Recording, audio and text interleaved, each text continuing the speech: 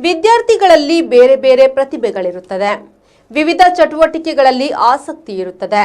ಅವುಗಳನ್ನು ಪೋಷಕರು ಗುರುತಿಸಿ ಪ್ರೋತ್ಸಾಹ ನೀಡಿದಾಗ ವಿದ್ಯಾರ್ಥಿಗಳು ಪ್ರತಿಭಾವಂತರಾಗುತ್ತಾರೆ ಎಂದು ಹಿರಿಯ ರಂಗಭೂಮಿ ಕಲಾವಿದೆ ಸರೋಜಿನಿ ಶೆಟ್ಟಿ ಹೇಳಿದ್ದಾರೆ. ಸೇವಾಂಜಲಿ ಪ್ರತಿಷ್ಠಾನ ಫರಂಗಿಪೇಟೆ, ಏರಿಯಾ ಆಳ್ವಾ ಫೌಂಡೇಶನ್ ಮೊಡಂಕಾಪು ಇದರ ಸಹಯೋಗದೊಂದಿಗೆ ಏರಿಯಾ ಲಕ್ಷ್ಮೀನಾರಾಯಣ ಆಳ್ವರವರ ಸ್ಮರಣಾರ್ಥ ಫರಂಗಿಪೇಟೆಯ ಸೇವಾಂಜಲಿ ಸಭಾಗೃಹದಲ್ಲಿ ನಡೆದ 2ನೇ ವರ್ಷದ ಜಿಲ್ಲಾ ಮಟ್ಟದ ಚಿತ್ರಕಲಾ ಸ್ಪರ್ಧೆ ವರ್ಣಾಂಜಲಿ 2024 ಉದ್ಘಾಟಿಸಿ ಅವರು ಮಾತನಾಡಿದರು. ಸೇವಾಂಜಲಿ ಸಂಸ್ಥೆಯ ಮೂಲಕ ಕೃಷ್ಣಕುಮಾರ್ ಪೂಂಜಾ ಅವರು ಬಡವರಿಗೆ, ರೋಗಿಗಳಿಗೆ ಶಕ್ತಿ ತುಂಬುವ ಕಾರ್ಯವನ್ನು ಮಾಡುತ್ತಿದ್ದಾರೆ. ಈ ಸೇವೆ ನಿರಂತರವಾಗಿ ನಡೆಯಲಿ ಎಂದು ಅವರು ಆಶಿಸಿದರು.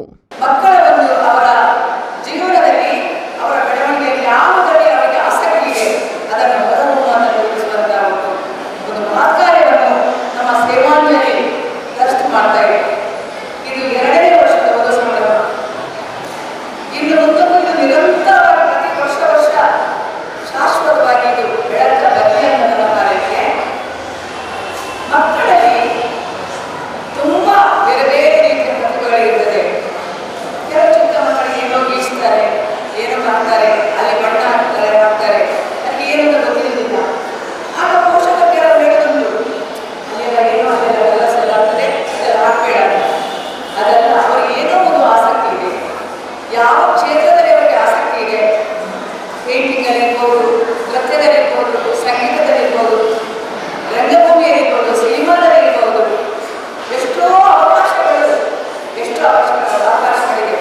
ವಿದ್ಯಾಭ್ಯಾಸ ಮಕ್ಕಳಿಗೆ ಬಹಳ ಮುಖ್ಯ ನಿಜ. ಆದರೆ ವಿದ್ಯಾಭ್ಯಾಸದ ಜೊತೆ ಬೇರೆ ಚಟುವಟಿಕೆಗಳನ್ನು ಕೈಗೊಳಿಸಿಕೊಂಡಂತ ಆ ಒಂದು ಪ್ರಯತ್ನವನ್ನು ನಾವು ಹೆತ್ತವರು ಮಾಡಬೇಕು. ಯಾಕಂದ್ರೆ ಇದರಿಂದ ಮಕ್ಕಳಿಗೆ ಏನಾಗ್ತದೆ, ಬರೀ ವಿದ್ಯಾಭ್ಯಾಸ ಹೋಗುದು, ಶಾಲೆಯಲ್ಲಿ ಕಲಿಯುವುದು, ಮನೆಯಲ್ಲಿ ಬರೋದು, ಹೋಮ್ವರ್ಕ್ ಮಾಡೋದು, ಓದುವುದು, ಬರೆಯುವುದು, ಇಷ್ಟರಲ್ಲೇ ಮಕ್ಕಳಲ್ಲಿ ಇಟ್ಟರೆ ಮಕ್ಕಳಿಗೆ ಏನೋ ಒಂದು ನಾವು ಕಟ್ಟಿಟ್ಟಾಗೆ ಆಗ್ತದೆ. ಈ ಬೇರೆ ಬೇರೆ ಕೆಲವೆಲ್ಲ ಆಕ್ಟಿವಿಟೀಸ್ನಲ್ಲಿ ನಾವು ಅವರನ್ನು ತೊಡಗಿಸಿಕೊಂಡ್ರೆ ಅವರು ಮಾನಸಿಕವಾಗಿ, ಆರೋಗ್ಯಕರವಾಗಿ ಎಲ್ಲ ರೀತಿಯಿಂದ ಆ ಮಕ್ಕಳ. ದೀಪಿಕಾ ಪ್ರೌಢಶಾಲೆಯ ನಿವೃತ್ತ ಮುಖ್ಯೋಪಾಧ್ಯಾಯ ಮಹಾಬಲೇಶ್ವರ ಹೆಬ್ಬಾರ್ ಮುಖ್ಯ ಅತಿಥಿಯಾಗಿ ಭಾಗವಹಿಸಿ ಮಾತನಾಡಿ, ಚಿತ್ರಕಲೆಯಂತಹ ಸಹಪಠ್ಯ ಚಟುವಟಿಕೆಗಳಲ್ಲಿ ಮಕ್ಕಳು ತೊಡಗಿಸಿಕೊಂಡರೆ ಅವರ ಕಲಿಕೆಗೆ ಅಡ್ಡಿಯಾಗುವುದಿಲ್ಲ, ಬದಲಾಗಿ ಕಲಿಕೆಗೆ ಪೂರಕವಾಗಲಿದೆ ಎಂದರು.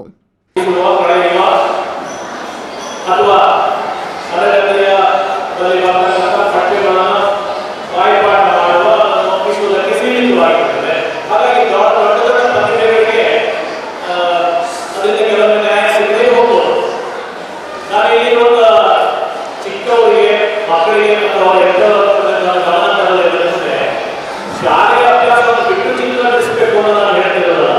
ಅವರ ಚಿತ್ರಕಲೆಗೆ ನೀವು ಸ್ವಲ್ಪ ಪ್ರೋತ್ಸಾಹ ಕೊಟ್ಟರೆ ಅವರ ಕಲಿಕೆಗೆ ಹಾನಿಯಾಗುವುದಿಲ್ಲ. ಖಂಡಿತ ನಮ್ಮಲ್ಲಿ ಮಹಾ ಮೇಧಾವಿಗಳಾಗಿದ್ದವರು ಅವರ ಕ್ಷೇತ್ರವನ್ನು ಬಿಟ್ಟು ಇಂತಹ ಸೃಜನಶೀಲವಾದ ಕಾರ್ಯಗಳನ್ನು ತೊಡಗಿಸಿಕೊಂಡವರು ಇದ್ದರು. ನೀವು ಗಮನಿಸಬೇಕು. ಬಹಳ ದೊಡ್ಡ ಅಣುವಿಜ್ಞಾನಿಗಳಾಗಿದ್ದಂತಹ ಹೋಮಿ ಜಹಾಂಗೀರ್ ಬಾಬಾ ಅಂತ ನಮ್ಮ ಇವತ್ತು ಅಣುವಿಜ್ಞಾನ ಏನಿದೆ ಅದರ ಮೂಲ ಪುರುಷ ಭಾರತದಲ್ಲಿ ಅದರ ಬೀಜವನ್ನು ಹಾಕಿದವರು.